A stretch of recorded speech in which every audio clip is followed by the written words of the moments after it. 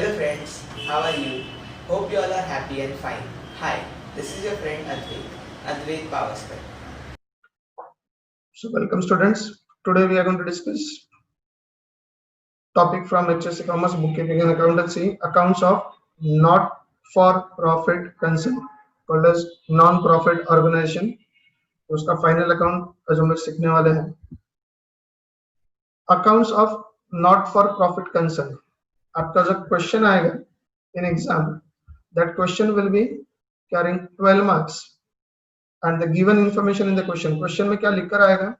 Receipts and payment account, adjustments, opening balance sheet.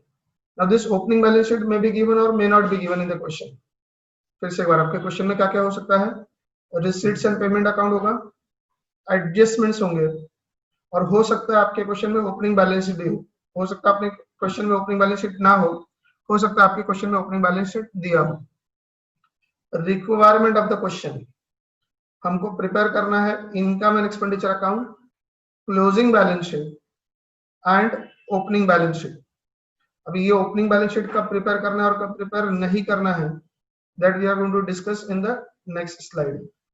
फिर से एक बार क्वेश्चन में क्या आएगा? तो receipts and payment account, adjustments and opening balance sheet. Opening balance sheet हो सकता है एग्जाम में हो, क्वेश्चन में हो सकता है क्वेश्चन में ना हो. रिक्वायरमेंट, हमको क्या करना है? We have to prepare income and expenditure account, closing balance sheet and opening balance sheet. Opening balance sheet prepare कब करना है कब नहीं करना है इसके बारे में हम लोग आगे डिस्कस करने वाले ही है. तो आपका ये जो इनकम एंड एक्सपेंडिचर अकाउंट है, it's just like your profit and loss account, लेकिन उसको इनकम एंड एक्सपेंडिचर अकाउंट क्यों बोलते हैं, that we are going to discuss later on. तो होप आपको यहाँ तक समझ में आया होगा कि क्वेश्चन में क्या दिया होगा और हमारा requirement what is expected from us. यहाँ पर जर्नल एंट्रीज नहीं पूछेंगे, so we have to prepare only the ledger accounts. एक तो इनकम एक्सपेंडिचर अकाउंट प्रिपेयर करना है और बैलेंस शीट प्रिपेयर करना है. Now special instructions for opening balance sheet. Opening balance sheet need not be prepared when. हमको opening balance sheet answer में कब प्रिपेयर नहीं करना है? Opening balance sheet need not be prepared when. हमको opening balance sheet answer में कब prepare नहीं करना है? तो पहला, opening balance sheet is already given in the question. अगर क्वेश्चन में ओपनिंग बैलेंस शीट बनाकर ही दिया है तो हमको फिर से एक बार आंसर में ओपनिंग बैलेंस शीट नहीं बनाना है. Second, opening balance of capital fund is already given in the adjustment. अगर आपके एडजस्टमेंट की लिस्ट में कैपिटल फंड का ओपनिंग बैलेंस अगर दिया है, आपके एडजस्टमेंट की लिस्ट में कैपिटल फंड का ओपनिंग बैलेंस अगर दिया है, so in that case we need not prepare the opening balance sheet in the answer. And third, if it is a newly started organization, अगर एक नया ऑर्गेनाइजेशन शुरू हुई है, नॉन प्रॉफिट ऑर्गेनाइजेशन जो बनी है वो न्यूली स्टार्टेड है, मतलब पिछले साल तक नहीं थी, इस साल में उसका ओपनिंग हुआ है, तो उनके लिए कोई पिछला साल का बैलेंस शीट नहीं होगा ना पिछले साल के कोई बैलेंसेस होंगे, because it is a newly started and therefore opening balance sheet नहीं होगा. ओपनिंग बैलेंस शीट मतलब प्रीवियस ईयर का क्लोजिंग बैलेंस शीट. तो अगर हमारा ऑर्गेनाइजेशन इसी साल स्टार्ट हुआ है तो उसका पिछले साल के कोई बैलेंसेस नहीं होंगे, मतलब पिछले साल का कोई बैलेंस शीट नहीं होगा, इसलिए इस साल का कोई ओपनिंग बैलेंस शीट नहीं होगा. तो यहाँ पर opening balance sheet need not to be prepared when opening balance sheet is already given in the question. Capital fund का ओपनिंग बैलेंस आपके एडजस्टमेंट की लिस्ट में दिया हुआ है, या फिर it is a newly started organisation. तो इन 3 केसेस में आप ओपनिंग बैलेंस शीट प्रिपेयर नहीं करोगे. इन 3 केसेस में आप ओपनिंग बैलेंस शीट प्रिपेयर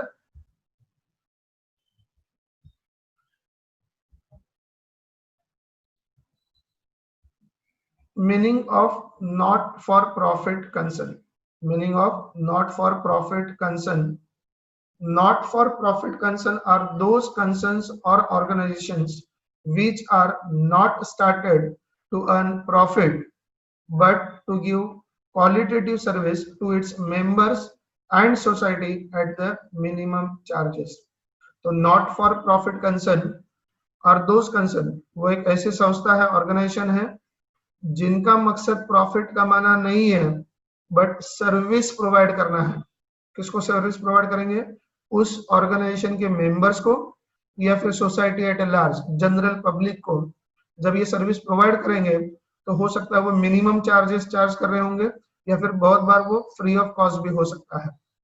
तो पब्लिक को, आम पब्लिक को या फिर मेंबर्स को अगर वो कुछ सब्सिडाइज मिनिमम चार्जेस लेकर सर्विस प्रोवाइड कर रहे हैं या फिर free of cost service provide कर रहे हैं, तो ऐसी जो ऑर्गेनाइजेशंस है they are called as what? Not for profit concerns. Their main objective is to provide social service and to promote art, culture, sports, education, etc. इनका जो main मकसद है वो प्रॉफिट कमाना नहीं है, इनका जो मेन मकसद है वो सोशल सर्विस, समाज की सेवा करना है और प्रमोट करना है। किसको? आर्ट, कल्चर, स्पोर्ट्स, इन सारी चीजों को सोसाइटी में प्रमोट करना है, बढ़ावा देना है, इसके लिए होता है। These concerns collect income through subscription, admission fees, donations, etc. given by members or non-members and grants, subsidies or concessions received from the government. ये जो संस्था है जो लोगों को फ्री में कुछ सर्विसेज प्रोवाइड करेगी या फिर मिनिमम चार्जेस लेकर सर्विस प्रोवाइड करेंगी, तो उनके लिए उस संस्था में, उस ऑर्गेनाइजेशन में भी तो पैसा होना चाहिए। तो उनका इनकम कहाँ से आएगा? Through the subscription. उनके जो मेंबर्स है उनको मेंबरशिप फीस भरना होगा, एडमिशन फीस, नए मेंबर्स ज्वाइन होते हैं तो उनको एडमिशन फीस भरना होगा, कुछ लोग डोनेशंस देंगे, उनके मेंबर्स दे सकते हैं, नॉन मेंबर्स दे सकते हैं, जो सोसाइटी के ऑर्गेनाइजेशन के मेंबर्स नहीं है उनसे भी डोनेशन आ सकता है, या फिर गवर्नमेंट से कुछ कंसेशन आएगा, गवर्नमेंट से कुछ मदद आएगी। तो इन सारी चीजों से उनका क्या होगा? इनकम आएगा। तो ये इनकम आएगा तभी तो ये ऑर्गेनाइजेशन क्या कर सकती है? स्पेंड कर सकती है। तो ये था आपका नॉन प्रॉफिट कंसर्न का meaning of receipts and payment account. जैसे हमने देखा था कि क्वेश्चन में आपको रिसिट्स एंड पेमेंट अकाउंट लिखकर आएगा, क्वेश्चन में रिसिट्स एंड पेमेंट अकाउंट दिया होगा तो उसका मतलब समझ लिया था कि what is receipts and payment account. The day to day transactions of a not for profit concern are recorded in cash book and then they are posted to the ledger account. आपने पिछले साल एफआरजीसी में cash book सीखा है, single column cash book, double column cash book, right. तो non profit organisations का जो accounts है वो बेसिकली कैश बुक में लिखा जाता है और उसके बाद उसका पोस्टिंग होता है लेजर अकाउंट में। At the end of the financial period the cash book and ledger accounts are balance and from this balances receipts and payment account is prepared. So आपका जो कैश बुक है उसमें से हम लोग ये रिसिट्स एंड पेमेंट अकाउंट बनाते हैं। Receipts and payment account is a real account, receipts and payment account is a real account. Credit transactions are not recorded in this account. तो आपको तो ये एफआईजीसी से रूल पता है कि कैश बुक में only cash transactions are recorded, credit transactions are not recorded in the cash book. अगर कैश बुक में क्रेडिट ट्रांजैक्शन नहीं होता है तो सिंपल सी बात है कि रिसिट्स एंड पेमेंट अकाउंट में भी क्रेडिट ट्रांजैक्शंस नहीं होगा, सिर्फ और सिर्फ कैश ट्रांजैक्शंस होंगे। All receipts, capital as well as revenue during a particular period, whether belongs to the previous year, current year or next year, are debited to this account. मतलब receipts and payment account की जो debit side है, left hand side है जिसको हम लोग debit side बोलते हैं, this is called as receipt side. तो यहाँ पर हम लोग क्या लिखेंगे? यहाँ पर क्या लिखा होगा? सारे रिसीट्स, चाहे वो रिसीट्स कैपिटल रिसीट्स हो, रेवेन्यू रिसीट्स। रेवेन्यू रिसीट्स मतलब इनकम, कैपिटल रिसीट्स जो है वो इनकम नहीं होता, जैसे सेल ऑफ असेट्स हुआ, राइट। तो रेवेन्यू मतलब क्या होगा? Rent received, interest received, subscription received. Revenue मतलब जो बार बार आ रहा है। Capital which is non recurring, revenue मतलब which is recurring and which is credited to profit and loss account जिसको हम लोग बोलते हैं, and capital which is shown in the balance sheet.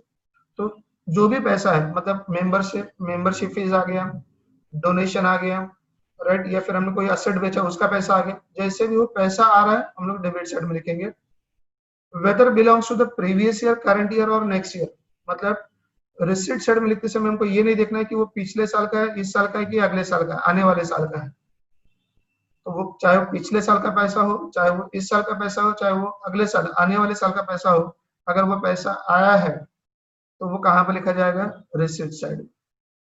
Similarly, all payments, capital as well as revenue during a particular period, whether belongs to previous year, current year or next year are credited to this account. तो payments अगर organisation से पैसा जा रहा है, concern से पैसा, organisation non profit organisation से पैसा जा रहा है, तो उसको हम लोग कहाँ पे लिखेंगे? क्रेडिट साइड में. The right hand side of the account is called as credit side, जो होगा पेमेंट साइड. तो पेमेंट में हमको क्या लिखना है? All payments. पैसा जा रहा है ना, तो पेमेंट साइड में आएगा. वेदर इट इज कैपिटल और रेवेन्यू, मतलब हमने असेट्स खरीदा है तो भी पैसा जा रहा है, और हमने अगर भाड़ा दिया है, रेंट दिया है, इंटरेस्ट पेड किया है, तो भी वो क्रेडिट साइड में आएगा. उसमें से इंटरेस्ट और रेंट जो हम लोग रेगुलरली पेड करते हैं called as what? Revenue. And purchase of assets जो नॉन रिकरिंग होता है, जो नॉर्मली हम लोग बैलेंस शीट में लिखते हैं, वो है capital. So capital payment, revenue expenditure और कैपिटल एक्सपेंडिचर जो भी है पेमेंट कर रहे हैं, तो वो पेमेंट साइड में आएगा. whether belongs to the previous year, current year और next year. मतलब रेंट चाहे पिछले साल का हो, इस साल का हो या फिर आने वाले साल का हो, अगर हमने रेंट दिया है तो वो पेमेंट साइड में आएगा. मतलब पेमेंट में ये नहीं देखा जाएगा कि वो पिछले साल का है, इस साल का है कि अगले साल का है. वो अगर पेमेंट हुआ है तो पेमेंट में लिखना है, पैसा आया है तो रिसिप्ट में लिखना है. तो in short receipts and payment account में सारे रिसिट्स होंगे, सारे पेमेंट्स होंगे. रिसिट्स को डेबिट साइड में लिखा जाएगा, पेमेंट्स को क्रेडिट साइड में लिखा जाएगा. और रिसिट्स और पेमेंट में हो सकता है वो रिसिट्स और पेमेंट चाहे इस साल का हो, चाहे पिछले साल का हो, चाहे आने वाले साल का हो, वो हमको रिसिट्स और पेमेंट्स में एंट्रीज मिलेंगी. मतलब ये नहीं है कि सिर्फ करंट ईयर का एंट्री होगा, हो सकता है वो पिछले साल का भी एंट्री हो, नेक्स्ट ईयर का भी एंट्री हो. So that is called as what? Receipts and payment account. Meaning of income and expenditure account. Income and expenditure account जो हमको प्रिपेयर करना है as a requirement. It is a summary of revenue incomes and revenue expense of a particular period. तो अगर हमारा accounting year 2019-20 है, मतलब 1 अप्रैल 2019 से लेकर 31 मार्च 2020 का अगर हम लोग अकाउंट्स बना रहे हैं, तो 1920 का ही इनकम, 1920 का ही एक्सपेंसेस हमको रिकॉर्ड करना है. मतलब this is similar to your profit and loss account. So it is similar to your profit and loss account. It is a nominal account. का मतलब क्या है? डेबिट साइड में एक्सपेंसेस आएगा, क्रेडिट साइड में इनकम आएगा. अभी एक्सपेंसेस के लिए वर्ड आएगा एक्सपेंडिचर, और इनकम के लिए आपके पास वर्ड इनकम है. तो इनकम एंड एक्सपेंडिचर अकाउंट के डेबिट साइड में एक्सपेंडिचर होगा और क्रेडिट साइड में इनकम होगा. All incomes relating to the current year. All incomes relating to the current year. अगर हम लोग 2019-20 की बात कर रहे हैं, तो 2019-20 का जो इनकम है, all incomes related to the current year, whether received or not received. चाहे वो एक्चुअल में पैसा आया हो या नहीं आया हो, लेकिन अगर वो इस साल का इनकम है तो उसको लिखना है इनकम साइड. और received during the previous year, मतलब इनकम इस साल का है लेकिन रिसीव पिछले साल हुआ था एडवांस में, तो भी वो इस साल के इनकम में आएगा. Are taken into account. फिर से एक बार, all incomes relating to the current year. अगर हम लोग 2019-20 को अकाउंटिंग ईयर मानते हैं, तो हमारा 2019-20 हमारा करंट ईयर हुआ. तो इस साल का जो भी इनकम है, weather received or not received, चाहे उसका पैसा आया हो चाहे नहीं आया हो, या फिर उसका पैसा पिछले साल ही आया हो, तो भी वो इनकम इस साल का है, तो हमको इस साल के इनकम एंड एक्सपेंडिचर में लिखना है. वैसे ही same, all expenses relating to the current year, whether actually paid or not paid or paid during the previous year for current year are taken into account. इसका मतलब क्या है?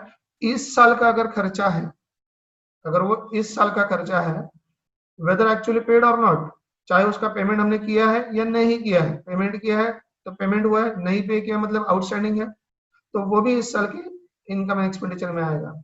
और paid during the previous year, मतलब खर्चा इस साल का है लेकिन पेमेंट हमने पिछले साल एडवांस में करके रखा था, प्रीपेड एक्सपेंसेस, तो भी वो इस साल के खर्चे में आएगा. तो इस साल के इनकम एंड एक्सपेंडिचर में लिखना है. तो कौन सा खर्चा इस साल के इनकम एंड एक्सपेंडिचर में होगा? खर्चा जो इस साल पेड हुआ है, खर्चा जो इस साल नहीं भी पेड हुआ है लेकिन इस साल का है, और खर्चा जो पिछले साल पेड हुआ था लेकिन खर्चा इस साल का है, तो उसको हमको एक्सपेंडिचर में लिखना होगा. This account shows the surplus or deficit of the concern. हमारे प्रॉफिट एंड लॉस अकाउंट में नेट प्रॉफिट और नेट लॉस लिखते हैं. हमारे प्रॉफिट एंड लॉस अकाउंट में हम लोग नेट प्रॉफिट और नेट लॉस लिखते हैं. यहाँ पर वो वर्ड्स नहीं आएंगे. अगर आपका इनकम एक्सपेंडिचर से ज्यादा है, अगर आपका इनकम एक्सपेंडिचर से ज्यादा है, मतलब क्रेडिट साइड डेबिट साइड से ज्यादा है, तो जो बैलेंस आएगा उसको लिखेंगे surplus and that will be added to the capital fund. अगर आपका डेबिट साइड ज्यादा है क्रेडिट साइड से, मतलब एक्सपेंडिचर ज्यादा है इनकम से, अगर आपका एक्सपेंडिचर ज्यादा है इनकम से, तो जो बैलेंस आएगा उसको बोलेंगे डेफिसिट, उसको बोलेंगे deficit and it will be deducted from capital fund. फिर से एक बार, अगर आपका क्रेडिट साइड मतलब income is greater than debit side मतलब एक्सपेंडिचर, तो अगर इनकम ज्यादा है एक्सपेंडिचर से, मतलब क्रेडिट साइड ज्यादा है डेबिट साइड से, तो जो डिफरेंस आएगा डेबिट साइड में उसको बोलेंगे surplus and it will be added to the capital fund.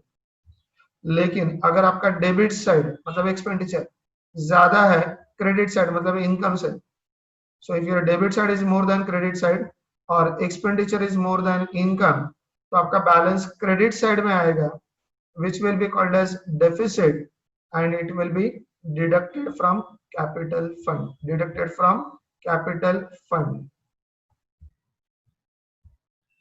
बढ़ते हैं नेक्स्ट कंसेप्ट की तरफ, meaning of capital fund.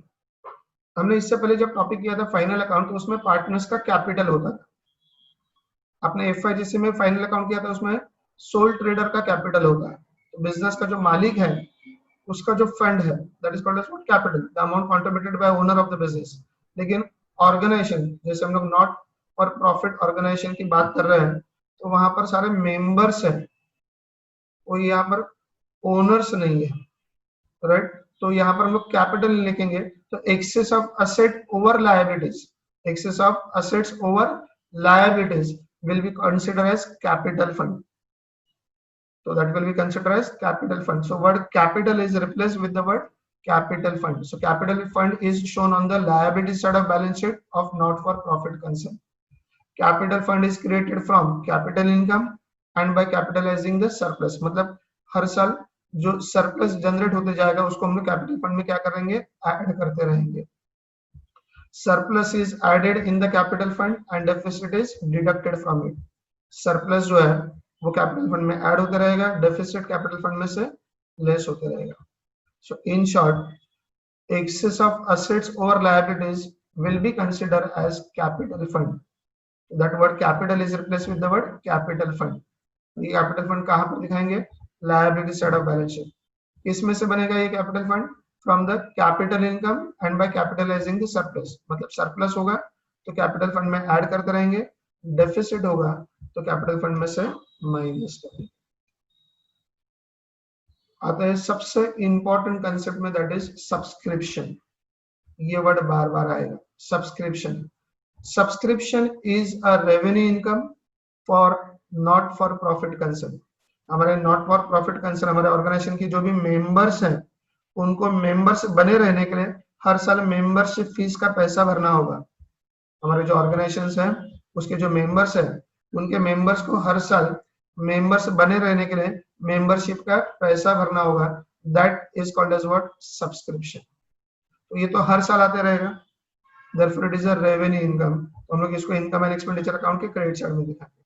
Subscription में be given periodically,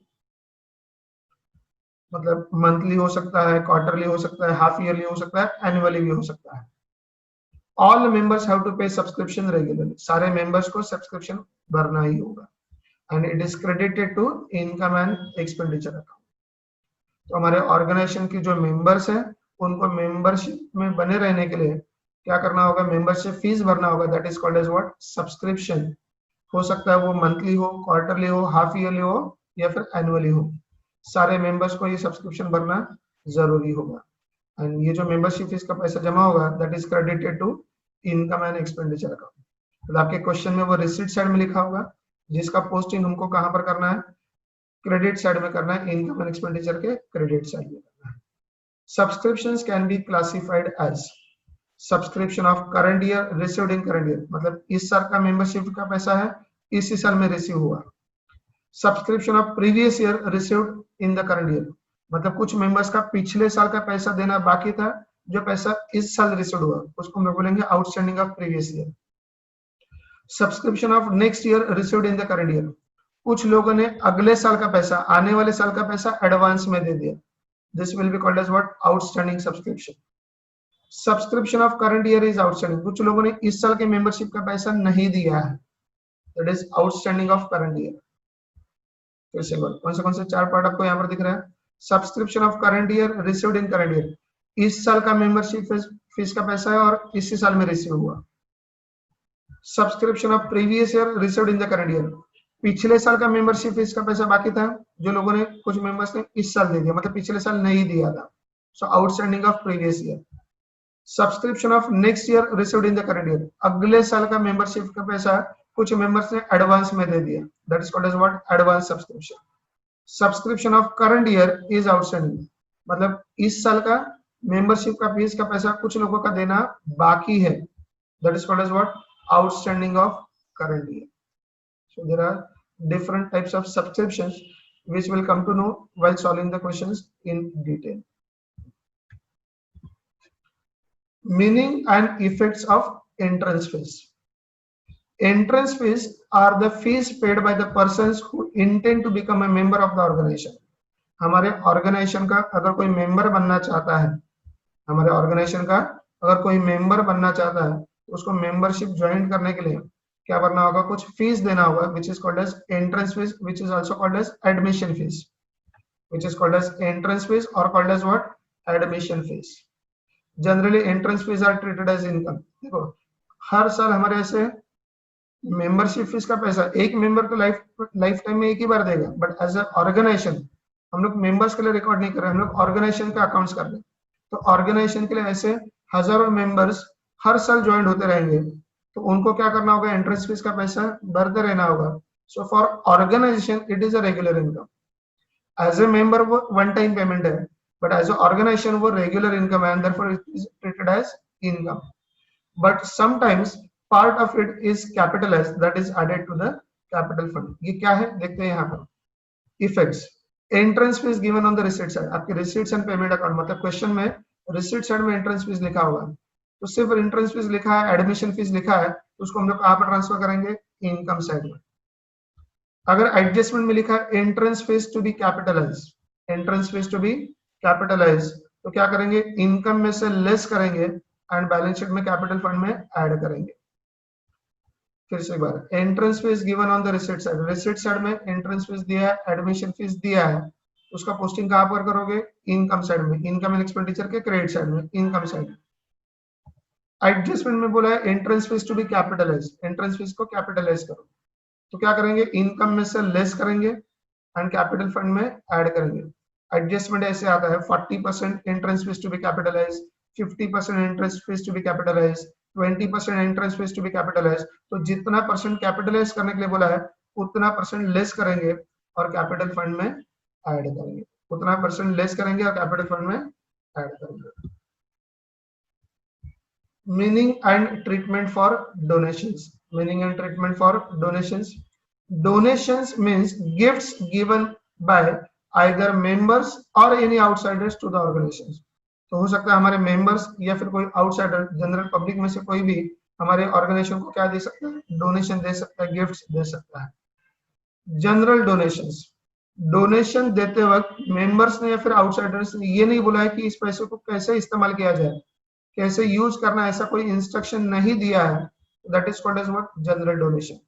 treated as revenue income and will be shown on the income side of income and expenditure account. Treated as revenue income and will be shown on the income side of income and expenditure account. मतलब ऐसा donation कि जहां पर donor ने, जो donation दे रहा है उस डोनर ने इस पैसे का इस्तेमाल कैसे करना चाहिए ऐसा इंस्ट्रक्शन नहीं दिया है, so that is called as what? General donation. So this general donation will be shown on the income side of income and expenditure account. These donations are given without any conditions. तो donation देने वाले ने इसके बारे में कोई condition नहीं रखा है, हमारे ऑर्गेनाइजेशन को सिंपली उसने डोनेशन दे दिए। Specific donations, donations are sometimes given for a specific purpose. The donor specifies the purpose for utilizing the amount donated by him. मतलब डोनेशन देते वक्त डोनर ने, जो डोनेशन देने वाला है, उसने बोला है कि ये पैसा कैसे इस्तेमाल करना चाहिए, किस चीज के लिए ये पैसा इस्तेमाल होना चाहिए, अगर लिखा है या फिर स्पेशल इंस्ट्रक्शन दिया है तो that is called as specific donations. तो अगर वो स्पेसिफिक डोनेशंस है तो it will be shown on the liability side of balance sheet, उसको हमको कहां पर दिखाना है? Liability side of balance sheet. तो हमको कैसे पता चलेगा एग्जाम में कि वो जनरल डोनेशन है कि स्पेसिफिक डोनेशन है? तो सिर्फ डोनेशंस लिखा है, सिर्फ डोनेशंस लिखा है तो वो होगा जनरल डोनेशन। अगर लिखा है कि donation for building, donation for price fund, right, तो ऐसा कुछ कंडीशन अटैच किया है, donation for building fund, donation for price fund, ऐसा अगर कुछ लिखा है तो इसका मतलब वो हो गया स्पेसिफिक डोनेशंस। तो जनरल डोनेशन है तो इनकम साइड में जाएगा, इनकम एक्सपेंडिचर अकाउंट में। स्पेसिफिक डोनेशन है तो वो कहां पर जाएगा? Liability side of balance sheet. तो फिर से एक बार, सिर्फ डोनेशन लिखा है तो उसको इनकम साइड में पोस्टिंग करेंगे, and donation for building, donation for placement, ऐसा अगर कुछ लिखा है तो उसका पोस्टिंग कहां पर करोगे? बैलेंस शीट के लायबिलिटी साइड में करेंगे। तो ये था हमारा डोनेशन के बारे में। अगर आपको इस वीडियो से कुछ नया सीखने मिला है तो इस वीडियो को लाइक कीजिए, कमेंट कीजिए और इसे अपने दोस्तों के साथ शेयर कीजिए। और सबसे इम्पोर्टेंट बात, इस चैनल को सब्सक्राइब कीजिए। हम आपसे मिलेंगे अगली वीडियो में। Thanks for watching.